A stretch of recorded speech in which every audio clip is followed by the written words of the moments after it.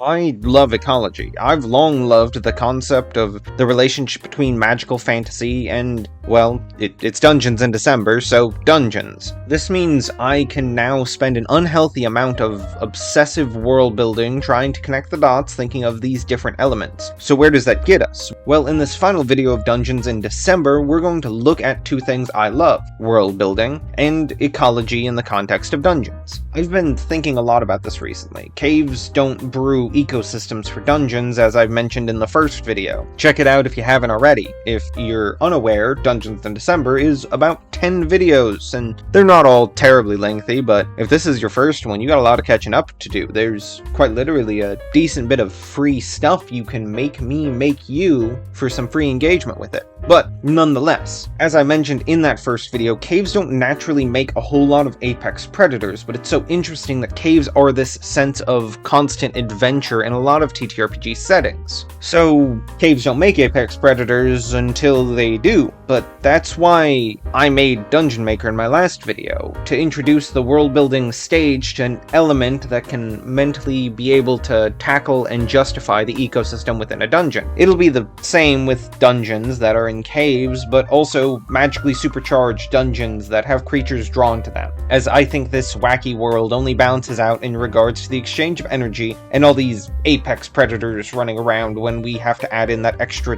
token to the equation. Before I get ahead to myself, let me give you the groundwork. We're going to pop into a bit of bird science class, and I'm going to actually bother to educate you on the silly magpie hyperfixations, and then after that we're going to look through 10, count them, 10 fairly common dungeon creatures, and I'll just share little tidbits and talk about their place in all of this and some interesting things to do with it. It'll be a fun little experience, fairly casual in a sense. There's no test, there's no science test, don't worry. But I want to go over basics of ecology first, just so you guys understand some of the terms I will throw around. None of it's groundbreaking, you've probably heard it before, but nonetheless. A primary source is the main energy. In almost every case, it's sunlight. In the case of a lot of cave ecosystems, it has to be something wholly unique, and that's where generally you don't see apex predators, is because the sunlight is the primary source of life, isn't terribly present in a lot of caves, so you deal with not a whole lot of plants, not a whole lot of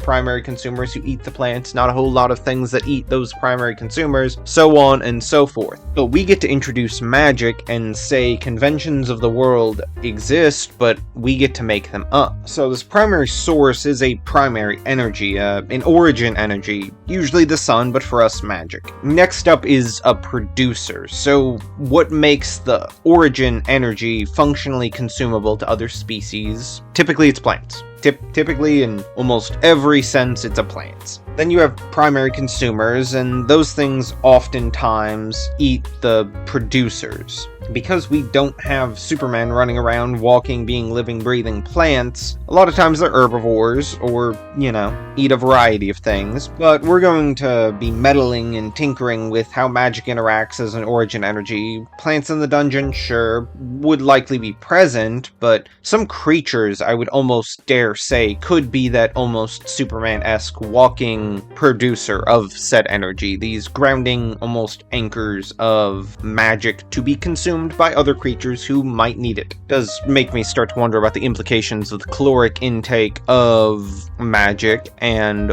why that does or does not work, but we'll see. Secondary consumers eat, well, okay, so I'm not going to explain too much more as far as the consumer levels, because you can kind of piece together what each of these are by their name. But what I do want to touch on is the trophic levels. Energy gets passed down from one to the other in a ratio of roughly like 10%. So if there's sunlight and a plant absorbs, anything that eats the plant gets 10% of the energy it absorbed. So on and so forth through each level of consumer. So that's where there has to be an abundance of that origin energy to be dispersed. So plants that just grow and just feast off of magic would need to be absorbing a lot of magic from the area in order to generally function to then be eaten, and all this. Pretty straightforward, right? All makes sense. But what interests me the most, what I find the most fun with ecology, is the ecological relationships. Ecology, in the grandest scheme of things, is just a science of natural relationships and how they create an environment from there. So, the most common one is predation, so predator-prey relationships, the hunter and the hunted. I don't think this one needs too much explanation, as it's fairly common and understood. Competition, the natural relationships that occurs whenever two or more creatures or life forms need the same thing, and then what happens from there. It can be any number of things, so it's quite expansive, but it's going to probably be more common when thinking about settings like this that are pretty tight and confined, because there's not a super abundance in creatures. But maybe there are. Maybe that's something else for us to look at. Maybe there's a lot of insects and a lot of small mammals and a lot of plants that get supercharged by Dungeon Maker's residual magics. Next up is symbiotic relationships, and while Marvel gets a bit screwy, though I could really debate back and forth on this one, symbiosis is where both creatures benefit from the relationship. Parasitic relationships is one gains, one suffers. Mutualism, they both benefit. Commensalism, one gains, one doesn't really care. So that's your Magpie Science class. Pretty straightforward. I know I didn't break any ground by teaching you all this, but just in case I throw up any of these terms, I want you guys to be aware. This next portion will be, again, just kind of a top 10 of bunch of guys you typically see in caves, bunch of guys you typically see in dungeons, and I think I'd want to touch a little bit on them. So first and foremost is you have the rat. Very often a rat of unusual size. These critters are known for a lot in the real world, and I don't think it'd be any different in a dungeon. You typically see,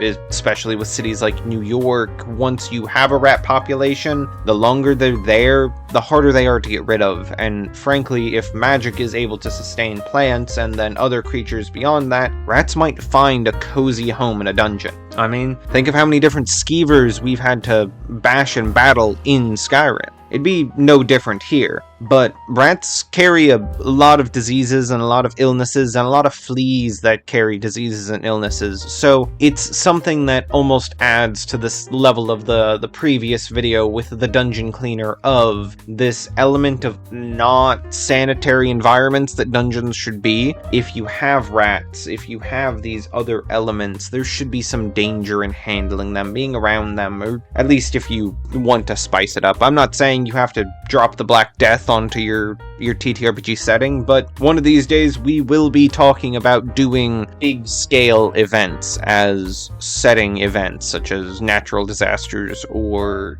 widespread illnesses and so on and so forth. But rats, I think, often show these unique relationships of community and being able to handle things in these very complex, again, community-driven ways. There's a lot of ways you all as people try to use rats to facilitate either getting rid of them and trying to find ways to kill them or experiment and all of that, but I think it could be an interesting element of that reward that I'd mentioned in the dungeon cleaner video of a minion's day off, of having to try and deal with and come up with ways of removing the rats. But perhaps rats also offer a natural informed way of the druid of talking with something that's going to be very familiar with the layout of the dungeon. Rats know where they're going, and if they can make New York City their kingdom, they can certainly make the Tomb of Horrors their kingdom. It'll be dangerous to some of them won't make it out alive, but some of them will. Some of them will be the Rat King of the Tomb of Horrors. Just you watch. Next up is a rat with wings, your bat. Very common feature in almost every single cave. They offer me a position to talk about how absolutely adorable they are, how they should be protected, how you should look into, if you have bats local, getting a bat house, because those are fascinating and cool. But if we're talking about TTRPG settings, there's this level that they are excellent pollinators. Pretty much touched on it in my last ecology video, but there's almost anything and everything in the world can facilitate the carrying of pollen or the carrying of biological product from one place to another, and I think bats greatly facilitate that, especially if we start having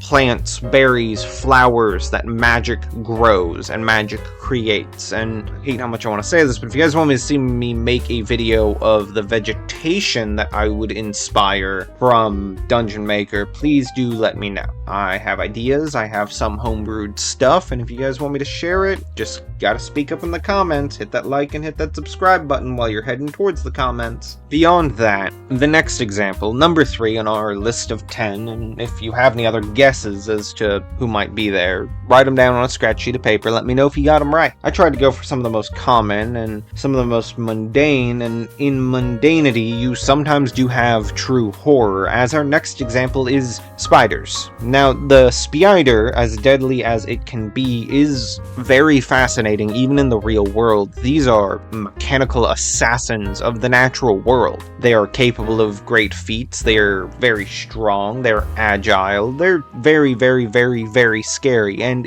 hate to keep referencing it, but if you dungeon too long in Skyrim, you'll run into some. There's numerous kinds of poisons and venoms that might be exposed to. The thread and webbing that could be a terrifyingly scary snatch and grab that could happen from a large spider could be a nightmarish encounter in a big enough environment. And I wouldn't say to shy away from those things. Frankly, I think it's a great option to be able to go through and really consider what makes these things interesting. All 3 of these are examples of creatures that exist in the real world. There's ample, abundant inspiration out there for said things. Next up, I want to talk about an animated skeleton. Now, this would be a byproduct of a magical environment, and it doesn't necessarily have to be a bipedal, legged and armed skeleton as we are used to seeing. However, if we are near a burial ground or there are some dead adventurers,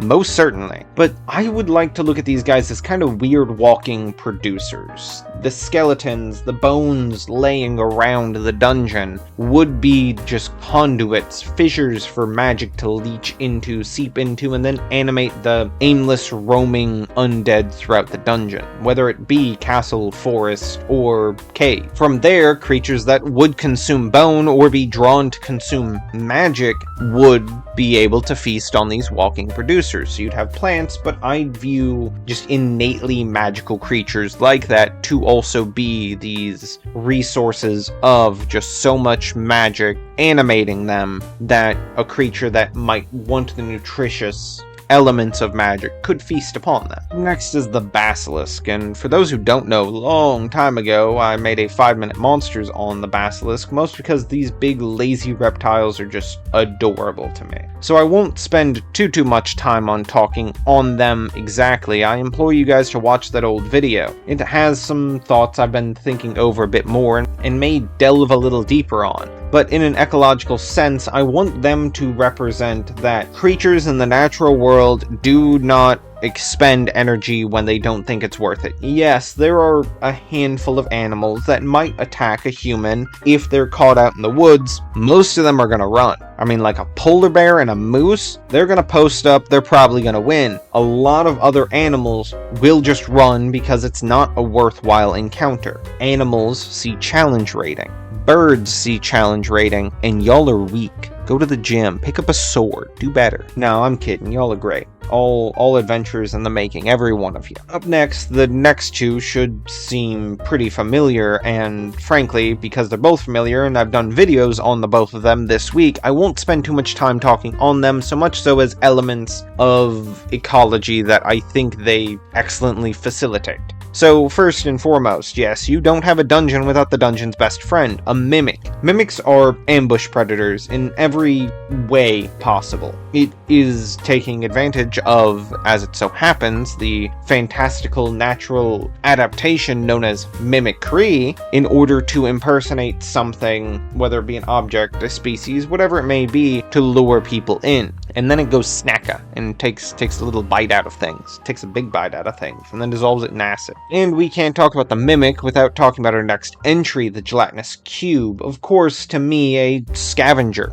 this cube, this slime, would eat anything and everything that's left over in its wake. Depending on the slime or the ooze, you may not have it eat bone or armor, but it could consume and dissolve all the flesh, leaving behind bones in a dungeon that may then self-animate. Then you have skeletons coming into the mix, so on and so forth, going through this cycle. But scavengers pick up anything that they can get their grubby little slimy hands on. The next three are going to be where I have to get a bit more creative in thought. I think I'll actually break my script up and talk first about goblins. Goblins are a unique creature in fantasy because you really gotta look at where people have them in their world building. To some, they are creatures, maybe akin to Ewoks on Endor if you're a Star Wars person, but these civilized little species that are removed from being, I don't know, it's hard to describe, but you kind of have them sometimes be more animalistic, sometimes you have them be more creation racy and soulbound and developed characters, and it really depends on where you have them. But goblins, kobolds, and any other minion race that would live in a dungeon, I think could very naturally become a faculty of it, whether it be, looking into what might also facilitate the human quote-unquote activity within an ecosystem and allowing goblins to tell that story, or you allow them to interact as creatures that consume and hunt and contribute, as they very easily could in many ways form relationships, symbiotic relationships, parasitic, well, probably not parasitic, but mutualistic, symbiotic, and commensalistic, I don't know if that's how that's pronounced, but all of these different kinds of relationships with plenty of the other creatures. Maybe it's the goblins who piece together ways of having creatures interact and ways of serving these creatures that help ensure safety. Maybe they keep a basilisk nearby to help keep the rat population down, to keep their food storages cleaner, because a basilisk with a mere gaze can turn a rat to stone, and then it eats the rat, and then it's not eating them, it's not eating their food, and the rats aren't there to spread the disease. So on and so forth. But with a lot of these creatures, you could have any of them beat a goblin, and any goblin then beat them. That a lot of these things, barring probably the mimic and the gelatinous cube being on the higher end, and the basilisk, those three being fantastical middle ground creatures, would kind of need many a goblin working together, which wouldn't be impossible to be seen. But these last two, these are gonna be what we call apex predators. So, trolls, very interesting creatures. They're another one similar to goblins. It really depends what you do with your world building to determine how much of an imprint they make upon your world, because if they're immortal, which in a lot of ways the forever regenerating troll might be, that can be interesting, because if you can't kill it, you best find ways of appeasing it and domesticating it, or if not domesticating, at least pacifying it to your existence. Do I think trolls would be very adept at it? Yes. Do I think gelatinous slimes wouldn't have a problem with it? Possibly. Basilisks could be dangerous to it, but it could also be dangerous to a basilisk, so maybe they just steer clear of one another. But I think a troll, similar, as silly as the sentence might be, similar to a polar bear, is an apex predator that would start to threaten and hunt creation races, possibly even hunt everlastings, depending on how big and bad your trolls are. The last, and certainly not least, as it is fundamentally the most probably dangerous and certainly insane creature, is the Beholder. In a previous video where I talked about reimagining aberrations, which if you haven't watched, you definitely should. Pretty proud of the creations back then. I really should reassign that video to being part of the Regenesis Aesius kind of series. But I talked about the Tyrant, which Teyerant,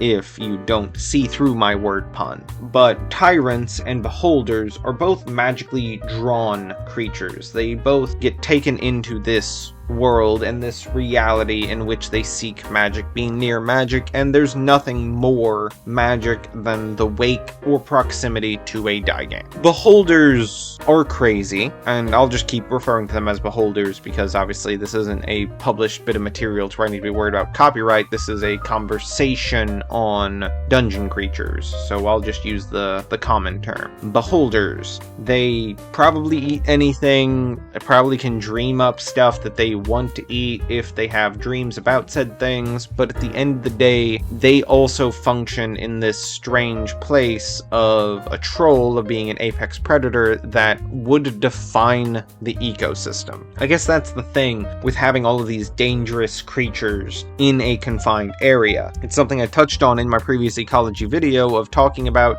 these interesting developments with having so many powered magical creatures just running around in the world, and that's, at the end of the day, you gotta have something on top, or at least a real close competition up top. And I think Beholders offer that for a dungeon. I've told my previous story in a video earlier in the series about one of the most memorable dungeons I have was a Beholder's lair in an abandoned castle, and I think Beholders, similarly to these magically induced and created dungeons, offer an apex predator oddball, a bit higher thinking creature for the rest of the ecosystem to maybe develop around and react to. And that's 10. So, in conclusion, dungeons need to evolve. Dungeons need to change. Dungeons are alive. Dungeons are beautiful because they offer this opportunity to shape and create these unique environments and settings. Everything I've said in this video is subject to change, but stand also in any dungeon, whether it be castle, forest, cave, city, all of it can operate in the same faculty. There are countless versions of this exact video that were going to be made up where I wanted to look through favorite dungeons, looking at the monsters and vegetation provided and really analyze them to form a sensible ecosystem. If that interests you, let me know, because I love talking about world building and I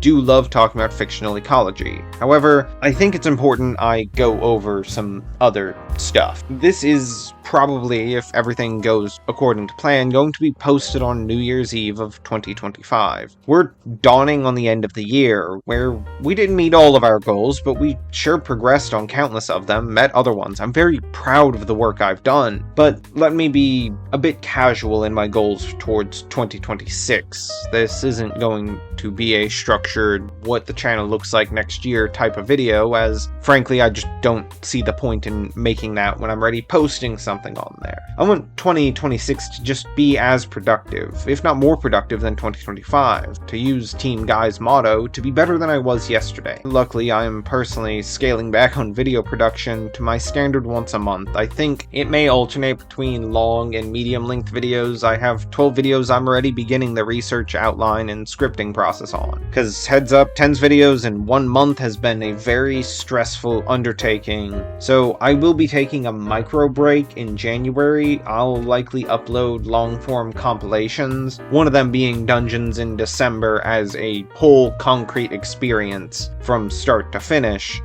with outros and intros kind of snipped on both ends, but the other one is up in the air. It's either going to be Giants Part 1 and 2 combined into one, or perhaps taking as many of my videos as I can cram into one video and really allow it being just a cozy kind of TTRPG advice to relax and fall asleep to. Had a friend say my videos were easy to fall asleep to because I say the right things, but I've put some thought on it. I think I have that calm, low energy type of creative style, so maybe it's something to explore. I don't know, you all will have to let me know if that's interesting at all to you. But come February, new video. I plan on putting a full throttle grind to the next channel. I know I've mentioned it countless times in different places, and while I love TTRPG and world building stuff, fun fact, this channel only exists because the channel I initially wanted to make was a bit too intimidating for me to do while inexperienced. Initially I wanted to acquire a bit more technical skill and comfort in content creation before I tackled on video essays in a more regularly scheduled sense. I plan on working Patreon posts, bolstering my creative resources available to people, and working on that custom cozy TTRPG I mention on occasion. I will pack down 2026 with the grind. Gotta keep chasing the dream. But what's going on with you? I can't tell you how much I appreciate you all watching to the end of these videos, listening to me ramble. I really hope you've enjoyed all these videos, and all my other videos. But what are your goals for 2026? Whatever they are, I hope you're going to chase them full throttle. I do believe in you. But all that I can say is, as we go from one year to the next, thanks, and thanks again for watching. Magpie responsibly.